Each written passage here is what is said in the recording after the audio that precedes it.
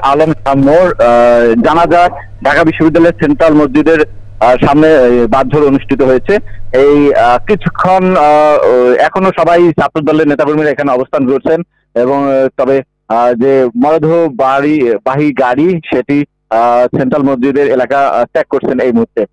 একটু আগে বিক্ষোভ মিছিল করেছে ঢাকা বিশ্ববিদ্যালয়ের সহ ছাত্র দলের নেতাকর্মীরা এবং সকাল থেকেই তারা বিশ্ববিদ্যালয়ে খন্ড খন্ড মিছিল করেছিল এবং দুপুর 12:30টার দিকে ছাত্র দলের সভাপতির নেতৃত্বে শোডাউন করে একটা বড় মিছিল হয় এবং সেটি বেশি চত্বরে গিয়ে শেষ হয় এবং সেখানে ছাত্র দলের সভাপতি সাংবাদিকদের বিভিন্ন দাবি দেওয়া তুলে ধরেন এবং বলেন যে যদি অন্তর্বর্তী সরকার এটির সুষ্ঠু তদন্ত বিচার করতে না পারে এবং যদি আর একজনও ছাত্র দলের কোনো নেতাকর্মী হতাহত হয় তাহলে সরকার পতনের আন্দোলন করবেন তারা।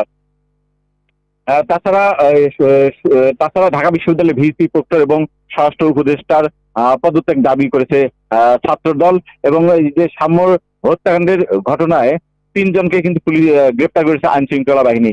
তবে পুলিশ জানিয়েছে যে আসামিরা তারা মাদকাসক্ত ছিল এবং সেই সময় যে গতকাল রাত 11:30-11:30টার দিকে ভিকটিম সাম্যর সঙ্গে তাদের কথা কাটাকাটির জেরে এই হত্যাকাণ্ডের ঘটনা ঘটিয়েছে এবং এখনো কিন্তু ঢাকা বিশ্ববিদ্যালয়ের ক্যাম্পাস সেটি উত্তালেই আছে এবং নেতাকর্মীরা অবস্থান করছেন। বান্ডেল থাকলে প্রতি সেনমানিতে টাকা বাঁচবে। বিকাশ সেনমানি বান্ডেল কিনে জিতুন প্রতি লেনদেনে।